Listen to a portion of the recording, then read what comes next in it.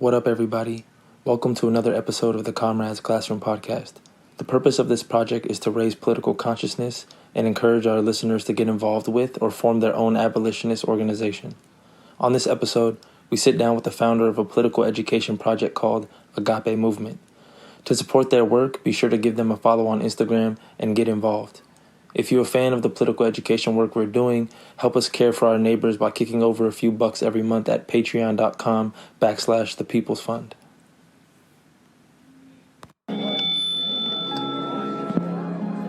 Excuse me, everyone, I have a brief announcement to make.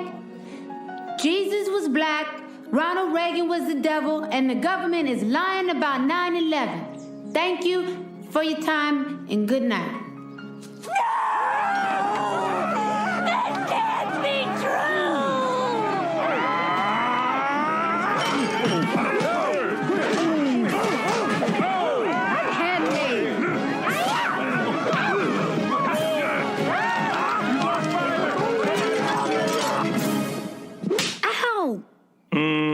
You having that dream where you made the white people riot, weren't you? But I was telling the truth. How many times have I told you you better not even dream about telling white folk the truth? You understand me?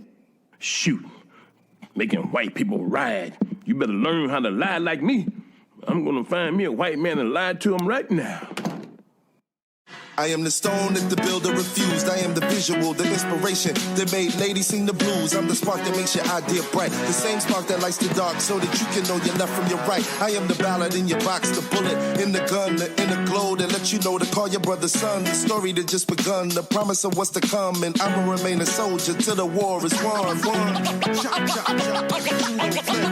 Chop, chop, chop. Judo flip. Chop, chop, chop. Judo flip. Chop, chop, chop. So we're on today with Mel, our guest from Agape Movement, and we're super excited to have them on. So the first question really is just to kind of, for folks to get to know you. If you can kind of tell us a little bit about yourself, your work with Agape Movement, and possibly with people's programs too. Yeah. So my name is Mel. I use she, her pronouns. And I am, a little about myself. That's a tough one. I guess what resonates most deeply with me right now is that I am making a home on Ohlone land, which is in the Bay Area in California. And I'm very deeply influenced by the East Coast. So I've been kind of thinking about the ways in which the East Coast made me and the Bay has continued to raise me. I am a Black Studies teacher at UC Berkeley. Prior to that, I did some organizing work in an mostly white organization, and there's a lot to say there.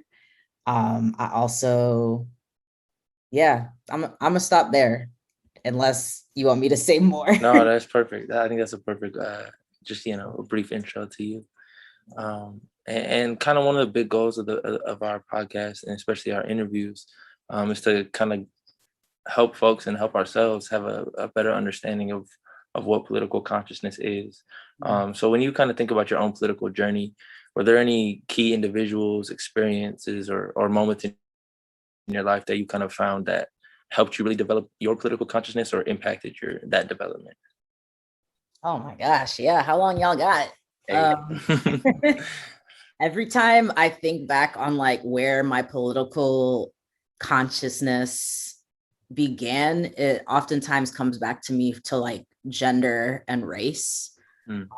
Those are things that from the jump, I can very distinctly remember experiences where I was like, oh, it's because I'm a girl, or like, oh, I'm Black. And those happen very young, right? So when I lived in Jersey with my parents, and I have this like, my family would know what I'm talking about, but my dad used to drive this like busted up green van that had a weird smell.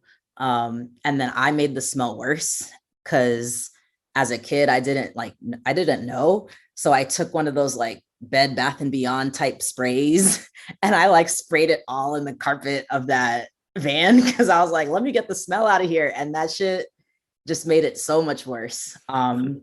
But yeah, so he used to like that. We used to drive around in that van all the time. And he used to take us into Newark, New Jersey on the weekends because he would just be like doing shit. I feel like he was always doing some construction shit in Newark on Saturdays. And he would leave us in the car, but then we'd have like music playing, and music has played such a big role in my political journey. And I can talk about that more a little later. But I just have this distinct memory when my dad and I were in the car. We were waiting for my brother's soccer practice to be done. And so we were just chilling in the car, and he had the radio on, and someone, I was maybe like 6 or 7. And someone was like talking about this man in New York who had gotten shot, and his name was Amadou. And I was like, what is going on? And I remember actually like talking to my dad and being like, what happened? Like, what's the big deal? And he was like, oh, they shot this man, like however, 36 times or however many times.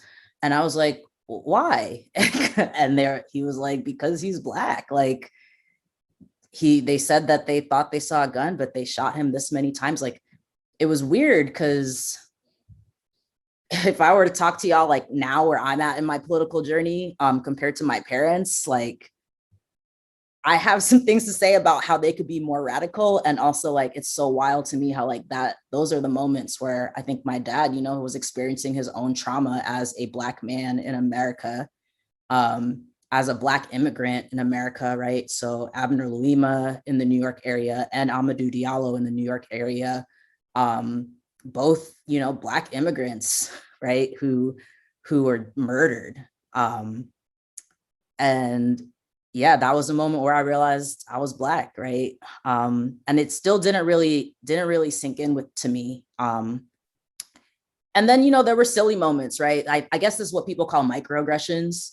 But there was also like these silly moments where I was in like the first grade, and I had a very multicultural group of friends who I sat with at lunch in like the 3rd or 4th grade or something. And there was this East Asian girl who I used to eat lunch with, and she had a bag of Skittles. And so if you know me, I hate M&Ms. Like M&Ms actually make me gag. But I love me some Skittles. So she had these Skittles, and my parents would like never let us have sweets in the house of any kind. So we're at lunch, and all of a sudden this girl starts giving me her purple Skittles. And I at first I'm like, ew, are these M&Ms? Like the brown ones? No, I don't want to eat these. But then I noticed they're Skittles, and I'm like, oh, does she realize like what she's giving away? And so I just started taking the purple Skittles and eating them. And then like after a minute, she was like, oh yeah, I'm giving you these ones because like that's your color, that's you, and I don't like them. And I was like, oh, I mean, as a kid, I actually was just like, dope, give me your Skittles. But like looking back on that, I'm like, oh shit, like you racist as fuck. Wait, can I cuss on here? Yeah, of course. I'm sorry. No, of course. Yeah. Thanks. And the same thing happened with like I was hella gendered. Like my growing up experience was hella gendered in all the ways, from the fact that like my brother was doing soccer and I was sitting in the car with my dad waiting for him to finish practice, right? But also like we were just talking about before this, how like big of a basketball fan I am. So like clearly, despite their efforts, it didn't work. But I was like, yeah, I had a pink room, and I didn't even like the color pink, and I did ballet, and I was like, I would dread going to ballet every Saturday. But that's just, yeah. So those are the main things I think about like where my political journey started. As far as experiences go. And since then it's been,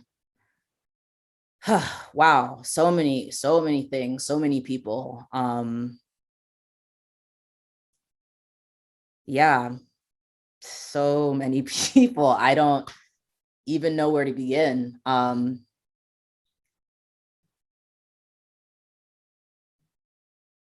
I mean, go ahead. No, go ahead. I was just gonna say, I really, I appreciate that actually, because you're kind of right. Like, I feel like you're kind of explaining how these things, it's not easy to pinpoint, right? And even if when we're talking about like trauma and things that we or the things that sparked our political consciousness or our political journeys, like it can be right, like something that's violently traumatic or something like you're talking about, like these lesser microaggressions, but like they carry some sort of trauma with you, right? So like I just like enjoy and appreciate how you're outlining it. Like it's not always easy to pinpoint these things as one thing, but it sometimes exists, or most of the time exists on a spectrum. So Yeah. go ahead. And I can keep talking. Honestly, I do want to pinpoint a few other moments. Yeah, of course. So I moved to Florida before I started high school. So I ended up doing like all of my high school years where I played basketball, and all of my undergrad years, and some of my grad years in Florida. And that was an interesting experience of like, oh, I'm in the South, but I was like in South Florida, which is not really like the South. Because there are actually just hella people who come from the Northeast, right, that go and end up living in South Florida.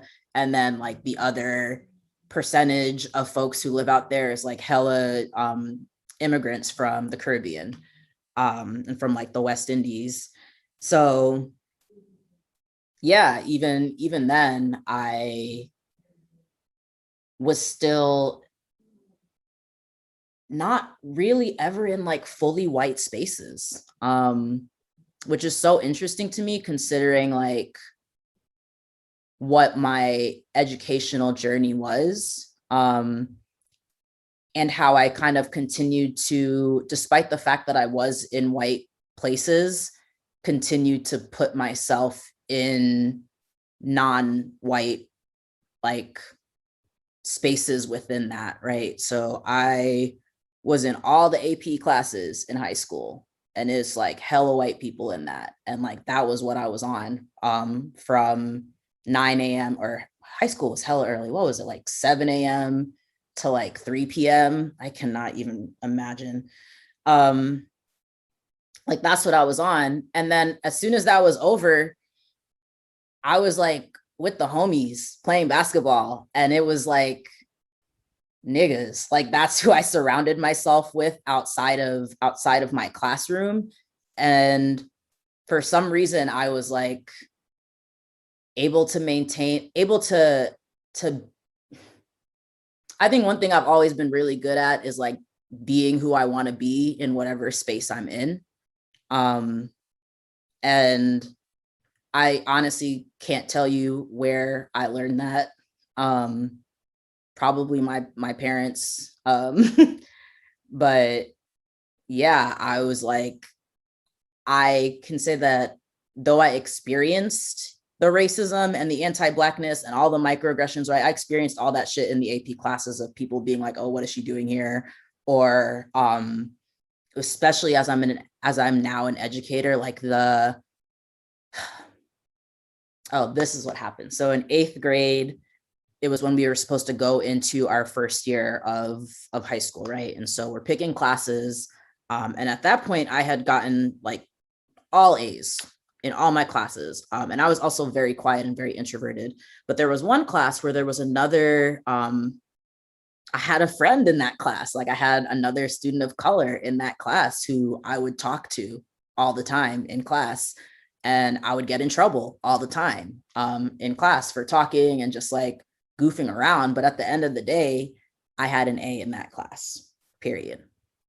So towards the end of the semester, like the teachers are signing off on, oh, here's the classes you're going to take next year, right? And if you know anything about education and like the high school experience, like everyone says, and this is very true, like your freshman year, as far as like setting you up for success through like retention and through like college and your GPA, right? And all that shit that matters. is one of your most important years. Like your freshman year and then your junior year. Like those are the years that you really got to be on your shit. And so my 8th grade chemistry teacher was like, oh, anyone who has an A or B in my class and who also is taking pre-calculus right now and has an A or B in that class will automatically get signed up to be in biology 1 honors for their first year, for their 9th grade year, right? And so I'm like, all right, bet, that's like, I meet the criteria. Like she said the criteria out loud in class, and I was like, okay, cool, I meet the criteria. And then she signed me up for integrated science, like regular integrated science, right? So there's integrated science, there's integrated science honors, there's biology, and there's biology honors, right? So I'm supposed to be in biology honors, and this teacher signed me up for integrated science. And I'm just like, all right, whatever, I don't care. I don't like science anyway, period. So literally I go to school, I go to my 9th grade year, and I'm in this class for half a semester, and I don't care. Like the first 9 weeks, I'm chilling. I'm just like, yes, this is great. Like, do what I need to do. Because I'm also a child, and like, I don't give, like, I really don't care. And then eventually, like, I got bored of the class 9 weeks in, and I was like, wait, actually, like, this isn't working for me. And like, I can't work in this like space right now. And so I went to my mom, and that's one thing that like my mom has always been really good about, is like listening to me when I'm asking about like education type stuff. And so I went to my mom and I was like, hey, can you get me out of this class? Like, I don't want to be in this class anymore. And so it took like half a year, and I had like missed a half a year of shit, right? And so what they ended up doing was they moved me into for the second half of the year an integrated honors class. And like, it was dope, right? That was fine too. I got bored of that class very easily, and like someone who went on to be my first boyfriend was in that class, so I wasn't doing shit in there other than just like passing notes to him and like all that, whatever. And it's wild to me, because like to this day, if people ask, I'm like, I don't like science. Like, I don't like it. I don't care about science. I'm not interested like in anything.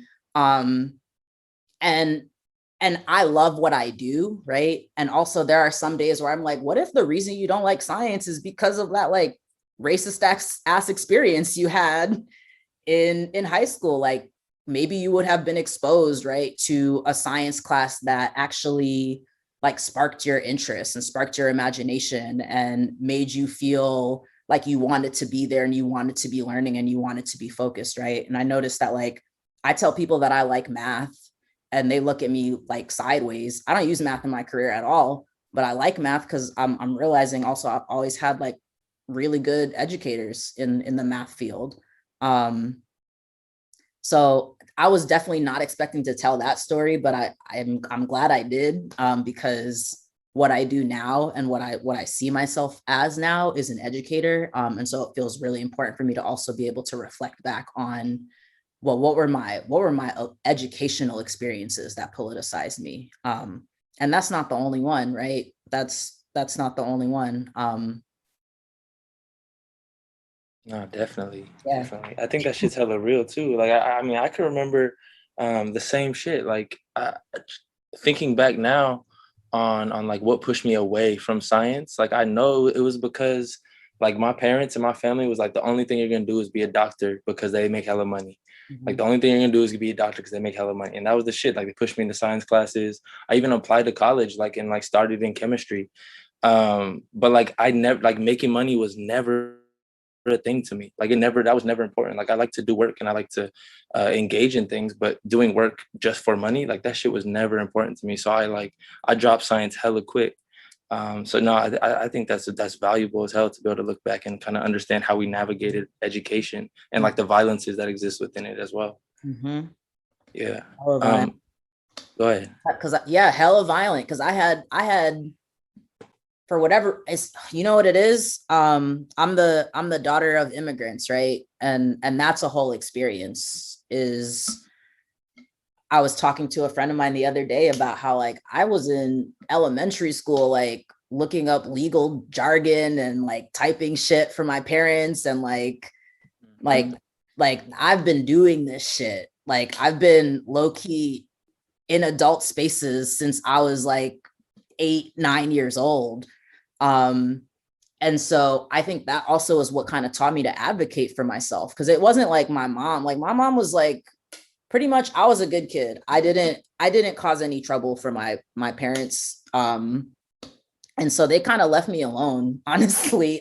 Which has like good and bad things to it. And can like speak to that through like my healing journey. But honestly, like it was because I went to her and I was like, I don't want to be in this class. And then she went to the school and she like talked to my counselors and shit like that. Right. But like not everyone, one, has those resources. Not everyone has a parent who has the time to go out to a school and be talking to counselors. Right. Like not everyone even knows, like, right. Not everyone even knows that not everyone knows their worth. And that is wild to me. Like, that's what I try to do as an educator now is like, I want my students to know their worth and to be filled with like dignity and to know like, nah, what you're not going to do is this because I know what I deserve. Right. And like, I'm really glad that I had that, whatever that was in high school. Cause I also could have just let it ride. Right. I could have let it ride in so many ways. And I recognize that like as a privilege that I've had. I appreciate that. And just to transition a little, I picked up on one thing you said. It might have been a little further back, but you mentioned that you at least disagree somewhat with your parents and wish that they were a little more radical. And I kind of, and not to poke at your parents at all, but just to ask about where did you then find that radicalization, and where do you kind of see the value of political education, especially when we're talking about like revolutionary struggle, and like understanding our own history and understanding our own identities and stuff like that. Dang, you don't get me in trouble. I can't say um honestly though, like, and I've actually told my mom this more recently, like my parents, like my ancestors, and them telling me the stories of my ancestors plays a huge role in like where I'm at today. Because even before I was like radicalized or knew what an African was or knew what a communist was, right? Or knew any of these terms or intersectionality or about like rebellions, before I even knew about like Martin Luther King Jr., honestly, like I knew my culture, which was my parents are from Haiti. They're both from Haiti. And what I knew is like every January 1st, we turn up and we make this soup and we vibe and we remember the first free like African republic in the New World, right? We remember Haitians who literally their motto was coupe tete boule kai, which means chop off their heads and burn their houses. Like that's the shit I was just learning indirectly, right? I wasn't like soaking it in as like a little militant or anything. I was just like, oh, this is what we do because, and this is why we do it, right? I didn't really care for the soup as a kid, right? And didn't really understand the meaning, right, of it. And now also know that like, oh, this is because like my people were enslaved. And like that's fucked up. And I would do the same shit too, right? Like they took their freedom, right? They took their freedom from the colonizers, and then they were like, and we're gonna rub your faces in it. We're gonna rip the white out of the French flag and sew that shit together and literally be like, fuck whiteness. We have desecrated your bullshit flag, France. We're going to cook this shit and we're going to eat it ourselves. We're going to dance on your graves. We're going to cut your heads. We're going to burn your houses. And I know I sound like wild as shit, but like, that's low key what I was learning. And I was also learning, like, my mom was the main breadwinner in our family growing up after my dad got laid off when I was younger. And so I was also learning that, like, you know, women do this shit, period. Like, the woman is in charge always. That's the shit I was learning indirectly. My mom would tell me about, she's the oldest of 6, and she's the woman, and lived a very, very like gender role type society growing up in Haiti. And so like for her, she literally had to fight for her education. Like after a certain age, they were like, oh, you don't need to go to school anymore. Like, you are going to be here taking care of the rest of your siblings, right? The second oldest was a boy, and he's the only boy in the family. So, you know, he got like all of the things that my mom didn't get. Like, she was probably doing that shit for him, right? And then she would tell me the story about how like she rebelled against her dad hardcore, and she would like continue to rebel until and this happened every year, she said. And she would continue to rebel until her dad was like, all right, fine, like we'll enroll you in school this year. And she's like, sometimes she would start school like 3-4 months late, but like she would go to school that year. So like every time I'm like low-key being difficult or being hella militant, I'm just kind of like, but bruh, like this is what you taught me, and this is what I love about you, and this is what like I strive to be, is that kind of person. And then outside of that, right, I've been able to, when I was in undergrad, right, I was hella involved. So I did one of those diversity, social justice retreat type things. I went as a participant one year, and like my life was changed. And then the next year I was one of the facilitators for it, and you know, my life was changed again. And I like started to learn about identity then, right? So I was kind of entering this idea of like, oh, there are different identities and they matter. And no one should experience harm or violence because of an identity that they hold. So that's kind of where I started to move when I was in college. And you know, there was some Black shit that happened too, right? So I was also beginning to think about my Blackness. And what I mean by Black shit is like, I think everyone in your college experience is probably, if you're a Black person, like there's going to be some fraternity that does blackface, that throws like a blackface party. There's going to be some fraternity that like all their members are like out here shouting the word nigga. Like there's going to be some of that when you're in college. And so like, yeah, I had one of those experiences, and you know, did my angry college student organizing thing at the time. And I started to think like, I think I always knew I was going to do something education related. So I was leaving and I was like, I don't really know what I want to do. But like, I don't really want to leave this space quite yet. So I ended up, someone once told me I was going to be in college forever, and low key, I guess they're right. But I ended up tacking on a master's in entrepreneurship just to be able to stay on campus for another year. And to this day, sometimes I forget I have that shit. But also it has been useful. But that was also a politicizing experience for me, because before then I was like as I mentioned, like high school, like I was in spaces where I was seeing people who looked like me, and I was seeing people of color regularly, and that's who I was hanging out with. When same thing in college, right? I was creating those experiences for myself. And then all of a sudden I'm in an entrepreneurship program, and it's hella white people. And I find myself in a creative entrepreneurship class where our professor prompts us and asks us to think of a creative way to deal with houseless folks in the downtown Gainesville area,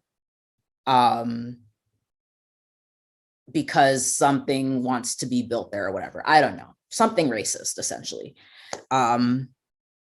And I'm sitting in this classroom and I'm literally I have a cohort of about 34 or 40 folks. And it's like, I'm the only one saying shit, which people like literally brought up the idea of like killing people.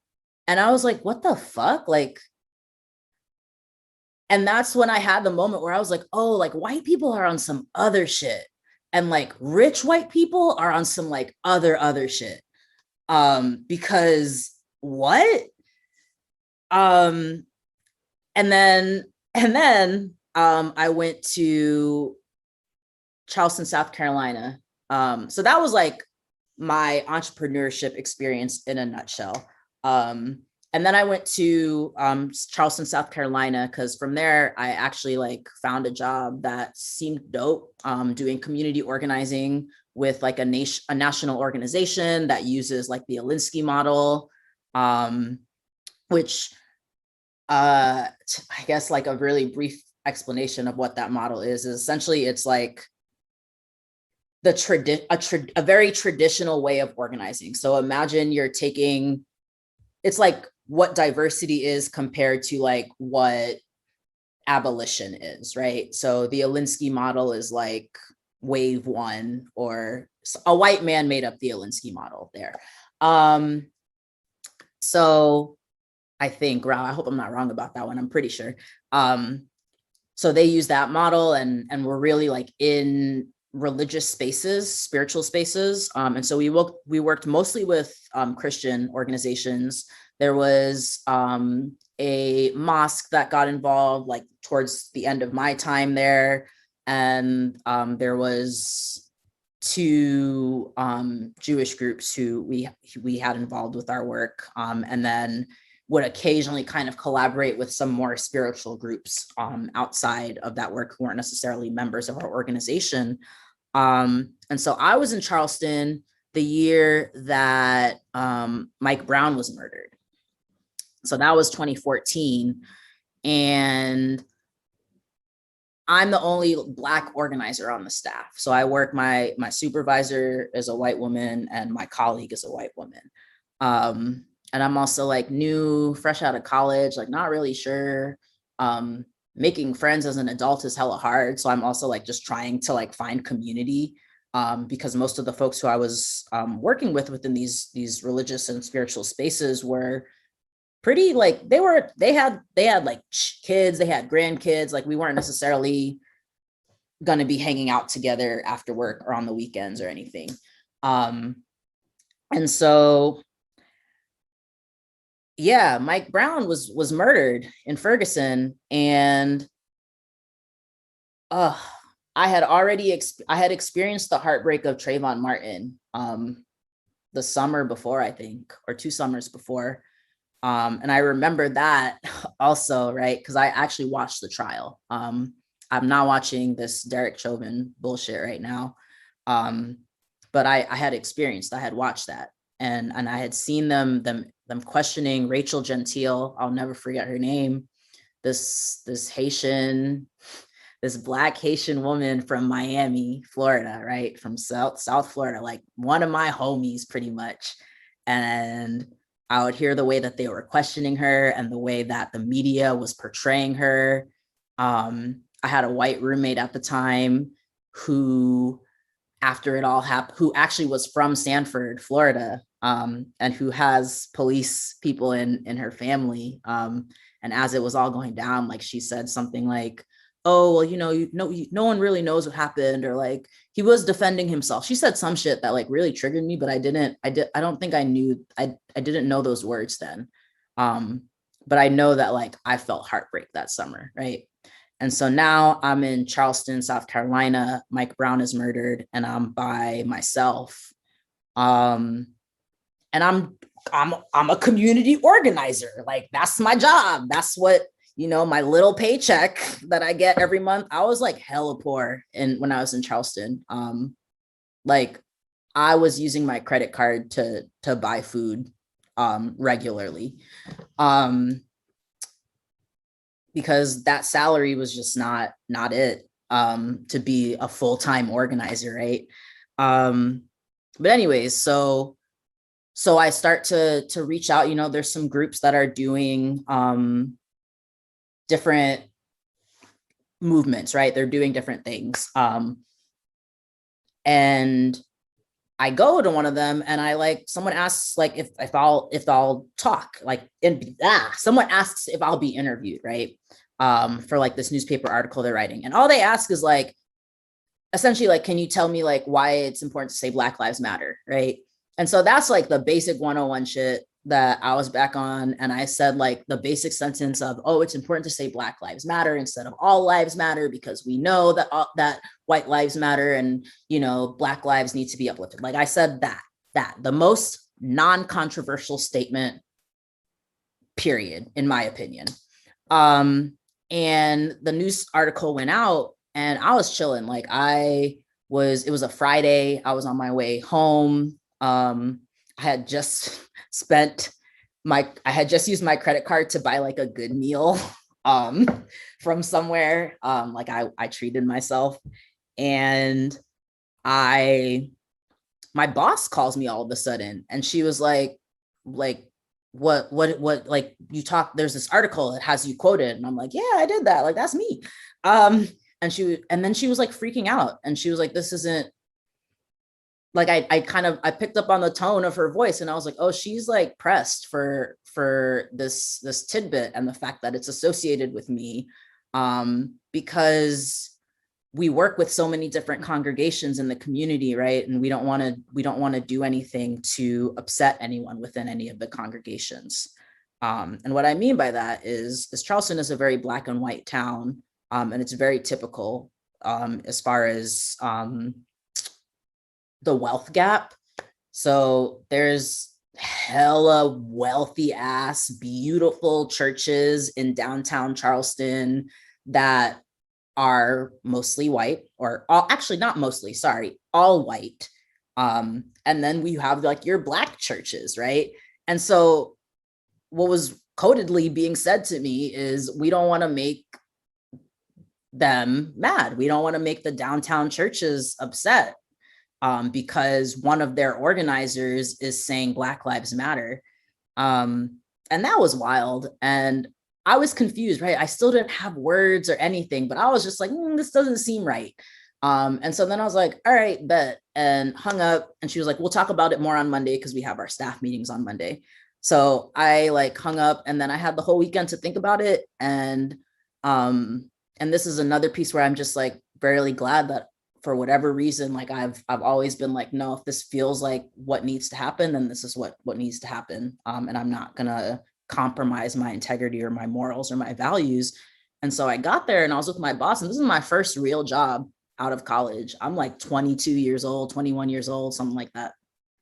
And I'm sitting here, and they're like, yeah, so we just want you to know, obviously you can be in these spaces, but we just don't think that you should be speaking, yada, yada, something. And I was just like, okay. And then they asked me what do you think? And I was just like, yeah, I would do it again. I would do it again. I don't think I did anything wrong. And if someone were to ask me if I would change anything about the way I did this, then I would say no. And then we left it at that. And yeah, that was dope. That was, I think now, looking back, now that I have words, I'm like, oh, that was an organizing experience where there was no intersectionality happening, right? It was, I felt isolated. I was feeling the microaggression and the anti-Blackness coming up, right, in those spaces. I was feeling the misogynoir coming up of, oh, Melissa's being an aggressive Black woman. And I was feeling silencing, right? My narrative, my voice being silenced. Gaslighting was happening, right? I have all these words now, but then I was just like, I don't know what's going on, but I know I don't want to be here anymore.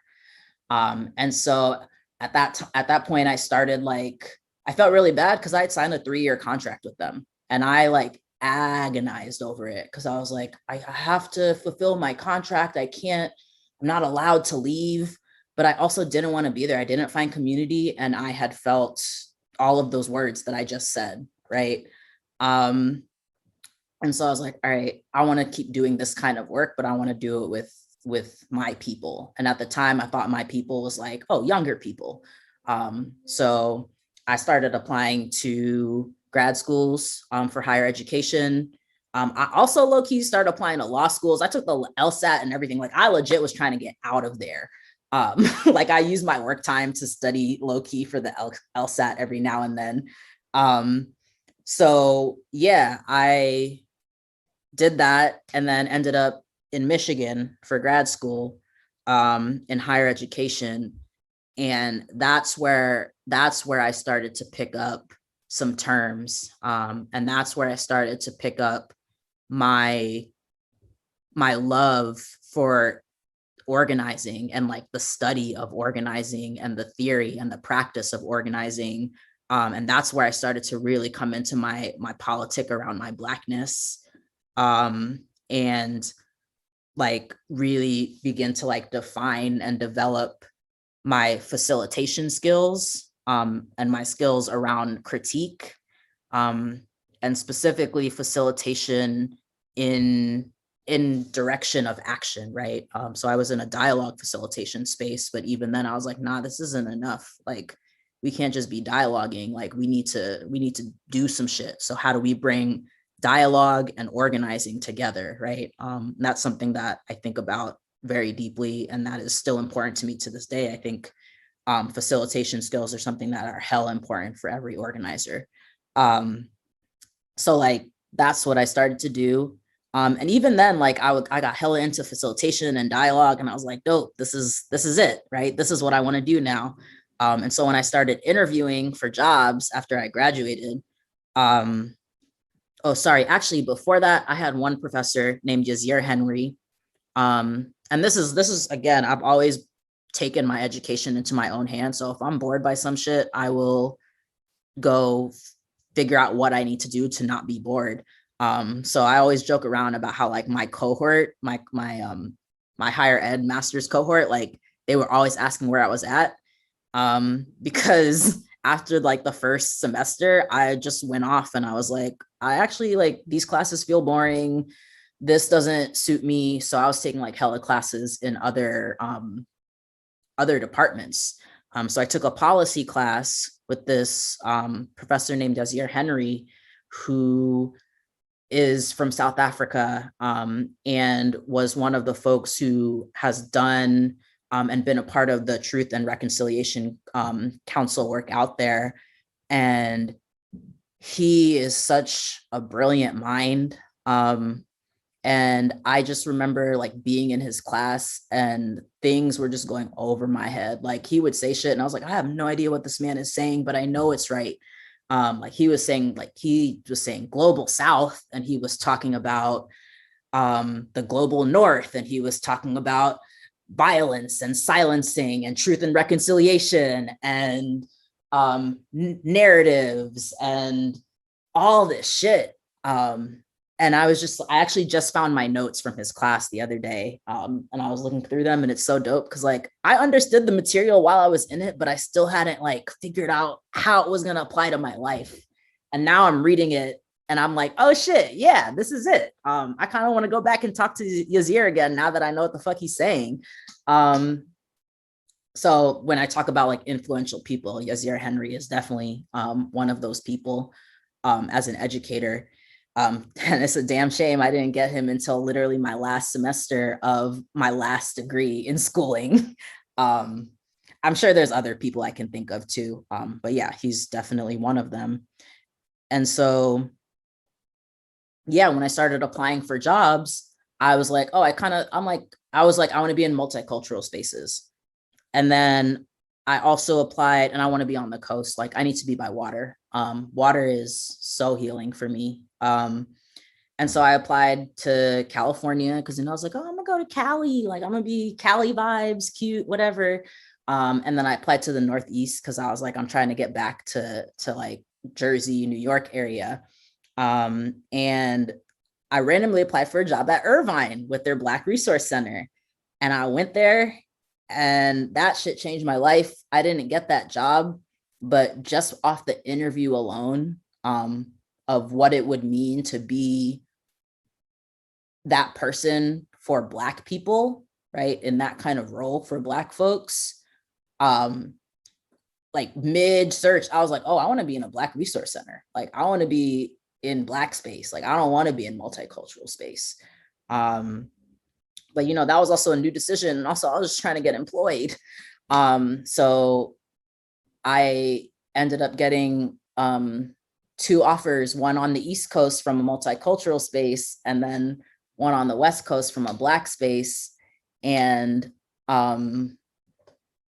yeah, I was just so excited. So I ended up being able to work at UC Berkeley with their African American Student Development and Fannie Lou Hamer Black Resource Center space. And that's what I do now for work, for money, right? And that has been such a dope experience and has brought so many more political learnings and growths into my life. Wow, thank y'all for listening. No, of course, and I appreciate all of that. And I think it leads well into the next question, right? Which talking about things that you've learned, and like I know right now, because I'm in it with you. We're taking this multi-week course with Elder Jaleel Mutakim. And I guess just the question I have for you is what are some of your biggest takeaways so far? Being able to share space with Jaleel Mutakim and those folks. Mm-hmm.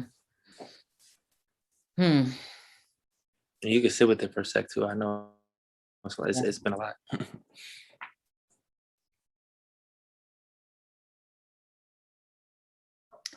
It's such an invaluable experience. Like, I think so. One of the first things, like the first week, I have it written down somewhere, but the first week of his course, Jaleel was like, yeah, so the goal of my course is that y'all will leave here and have connected with each other and be building out programs. And I was like, bet. Like, and that's where I had gotten in my political journey, right? To where I could hear that message and be like, all right, I hear that. And that's what I'm going to do. And that's what I'm here for. Right. And so that's to answer what's your biggest takeaway. Like, that's been my biggest takeaway. Every other week I go into that course and I'm like, all right, how are we building? Right. How are we doing what Jaleel is asking us to do? And the reason is because it is such an invaluable experience, right?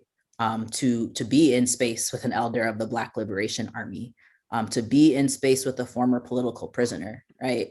So I'll be hella goofy on Twitter. I'm like very into stan culture because it's funny to me. And so I'll be tweeting things like George Jackson is GOAT and like Asada's Bay, like all of that shit. And like, that's real. Like, that's how I feel.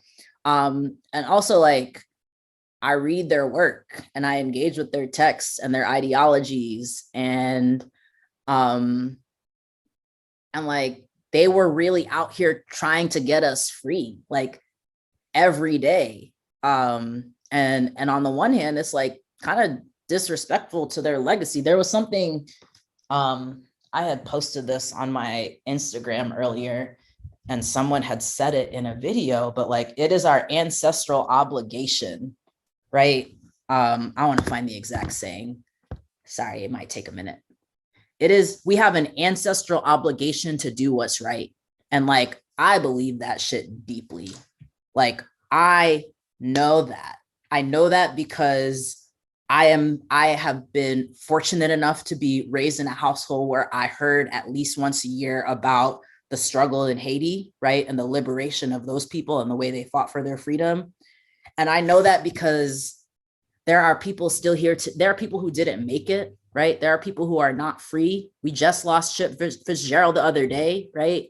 There are people like Asada who, like, yeah, she free of the United States, I guess.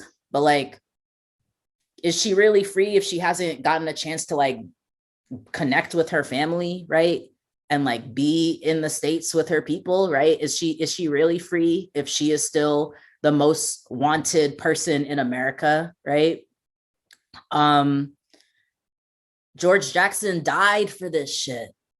Like George Jackson and Jonathan Jackson, 17-year-old Jonathan Jackson. Like, and the thing is, like, okay, George and Jonathan were like low key on some other shit. But like the thing is, like, people aren't necessarily coming in here to die for this shit. Like, they're coming here just to be free. Like, we just want to be free. We just want to be liberated. We just don't want to have to worry about what we're going to eat tonight, or whether or not we're going to find somewhere to sleep, or whether or not we're going to have access to clean water, or whether or not we're going to be like murdered in our beds at night, right? So like, that's all we want. That's like pretty low grade expectations, I think. And people have sacrificed so much, right? Just off of that alone.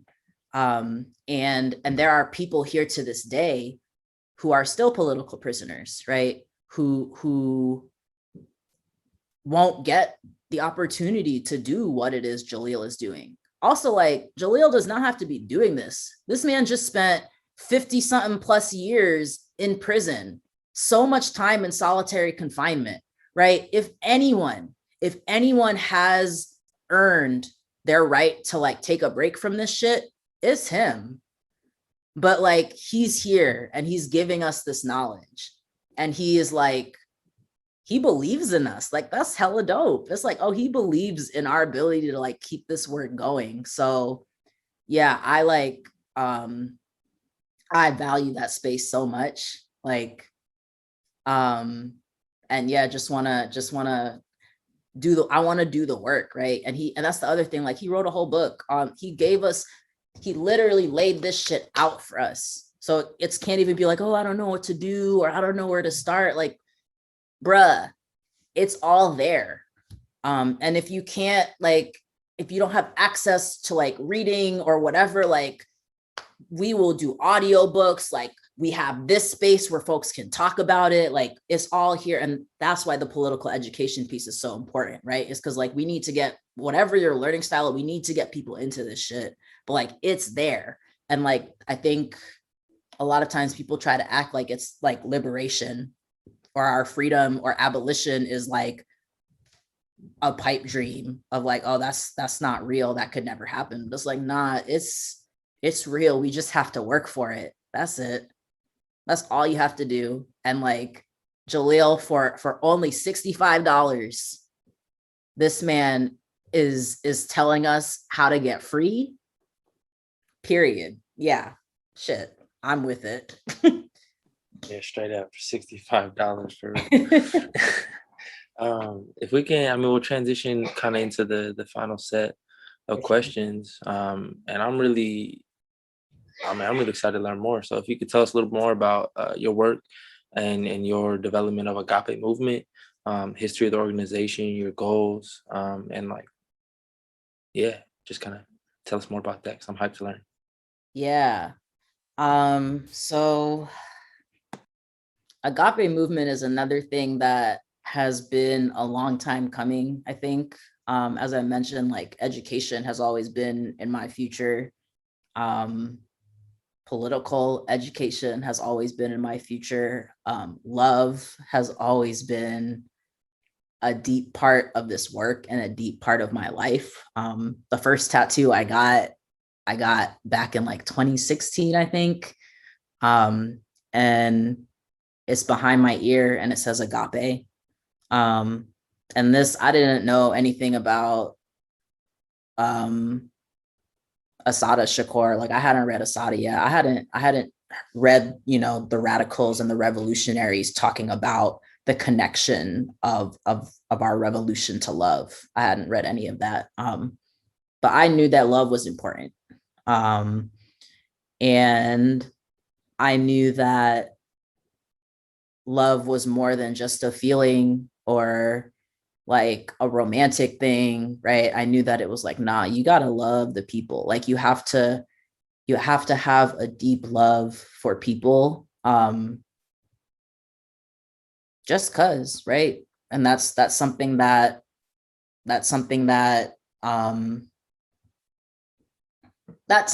important. That's all I knew when I first did that. And since then it's evolved into I think part of my politic, right? So I'm gonna just read from the Instagram page, because every time I try to talk about it, I'm like, I don't know how to talk about it. And also, like, I sat with this for a really long time, like the mission, the vision, the core work, the values. Like, I've sat with this for so long, and it's been like years in the making, that I always just like, Melissa, just read what you wrote, because you wrote it for a reason. So yeah, Agape movement engages the liberatory practice of community and love to imagine a future rooted in ideals of abolition and transformative justice. Our work centers Black and Brown Indigenous communities. Love is the practice and community is the vessel. Our vision is abolition and African liberation. And our core work is resourcing Black and Brown Indigenous communities with tools for our collective liberation. Core values: justice is love and practice, accountability is love and practice, healing is love and practice, and revolution is love and practice. And really what I mean by this is like,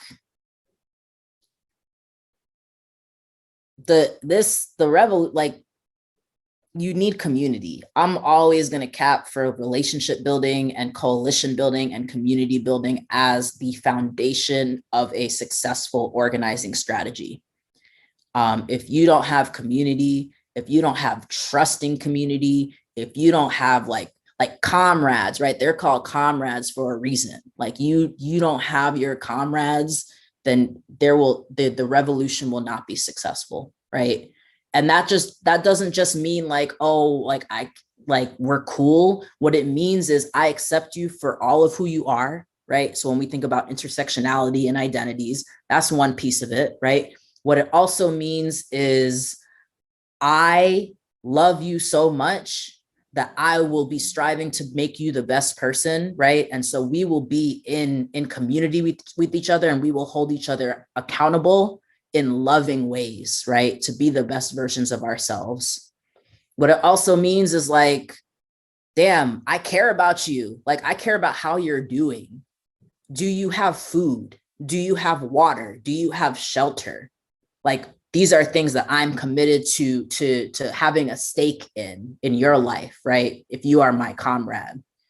And then also like your wellness, like how you doing? You good? Like, do you need to talk? Like, can you be here right now? Like, I love you wholly. And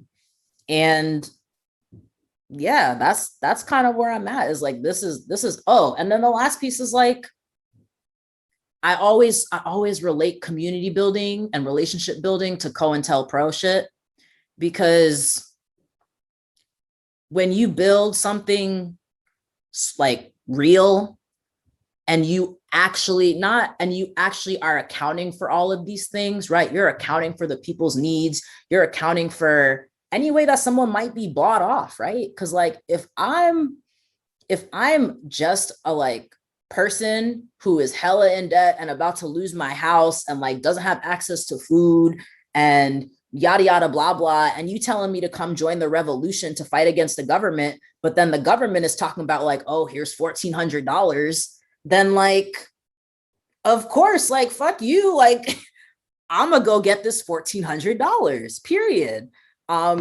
And I recognize that, right? And so like, if I am able to recognize that, if I'm able to recognize the ways that the system can manipulate and can resource people, then I'm also taking the responsibility of being like, oh, I need to be working towards resourcing my people then, right?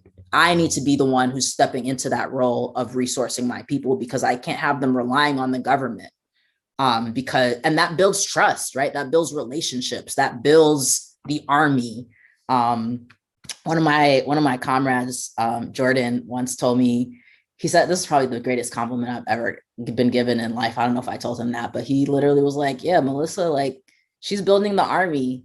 And like, wow, that was, wow. Anyways, and specifically Black and Brown Indigenous communities, right? So I am African, and that's where I'm gonna do my work, right? That's where I'm gonna, my cup poureth over, right? And only poureth over, not pour if I don't have nothing to give. it's going to go into the African community, into our liberation. But also like this work, right, is bigger than that. The work of getting liberated is recognizing all colonized and imperialized people. And so kind of what I like, how I was defining that and things that I've been doing, right? So I've been learning and reading hella Black shit. But I'm also like really trying to figure out like how is this operating for everyone, right? How are all indigenous people and all colonized people connected in this struggle, and how can we really come to understand this? So when I think about Black and brown indigenous folks, here's what I'm referring to.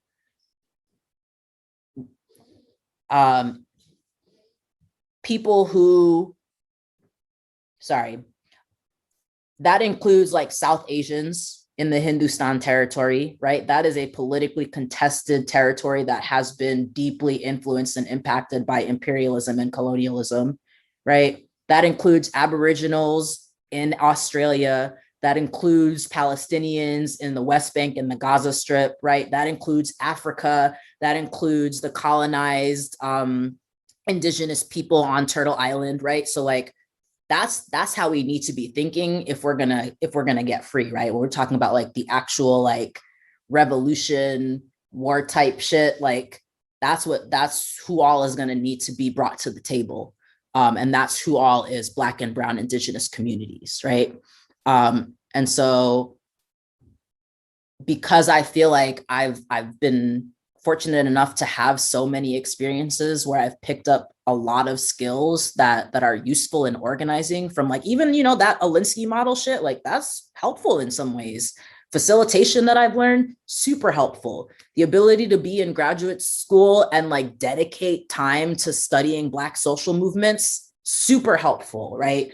All of these skills I know that I have, I'm just now realizing I'm a hella good facilitator and I'm a hella good educator and I know how to build a curriculum. And so I'm like, bet these are the tools, right? These are the tools and the resources that I wanna resource Black and brown indigenous communities with, in whatever ways that I can, so that, you know, coming back to Jaleel, we are our own liberators, right? Is letting folks know like, this is your power, like you have power. You might not think you have power, but like come through to some Agape movement political education series so that you can see how you have power, both historically and in the present, and how your people have had power historically and in the present. And then you can start to learn how to use that towards your liberation and bring that back to your communities, right? So that you all can continue to work towards our collective liberation. So that's Agape movement in a nutshell. Yeah, that's that. And love is all in that. You gotta love the people. That's beautiful, and I think this hyper focus on love and community is essential, and I love that you also connect that to, right, this international struggle, right, with Latin America, with Southeast Asia, with West Asia, with all colonized people, with the people of Palestine. So I think that's mad important too. And I mean, I was just talking with the homie earlier about how community was like crucial to his survival anywhere he was, whether that was back in the hood in Ohio, whether that was the hood in South Central, or whether that's him trying to navigate school now in higher ed. Like it was always like leaning on community, right, to pick up the extra stuff to help him survive those spaces. And I think, I mean, I think you encaptured that perfectly, right? Like if we as comrades, right, can fulfill our comrades' needs, our neighbors' needs, our siblings' needs that the state is failing to, right, then that's building trust, that's building that. And I just love the way you highlight that so beautifully. I think, I mean, that's really all we have for you in terms of questions. Is there anything you wanna wrap with? Free the people, free the land, all power to the people, free them all. Hey. And I want to make sure folks know it's on to check you out on Instagram, Agape Movement. That's at Agape Movement, AGAPE MVMT. And I don't know if you want to drop your personal, that's up to you. Yeah, so y'all can follow me on Twitter. I'm like, y'all gonna have to get used to my sense of humor if you want to follow me on Twitter. But it's at mcharles5. And then Instagram is melcharles5. I know some of y'all here today because y'all think jail is cool. But see, y'all wouldn't know nothing about that. I ain't cool about jail, nigga. I've been here 10 years, and I ain't never getting out. Never. I ain't do much, just kill somebody. It ain't like the nigga ain't have it coming. He sure did. See, y'all think it's just about us in here, but this is about an oppressive system designed to keep niggas down. And y'all wouldn't know nothing about that. What about you, little nigga? You know about that? Yes. Oh, you know about that? Tell me what you know about that. Tell me what you think about that. The prison industrial complex is a system situated at the intersection of government and private interests. It uses prisons as a solution to social, political, and economic problems. It includes human rights violations, the death penalty, slave labor, policing, courts, the media, political prisoners, and the elimination of dissent. Nigga, did you just say what I was trying to say, but smarter?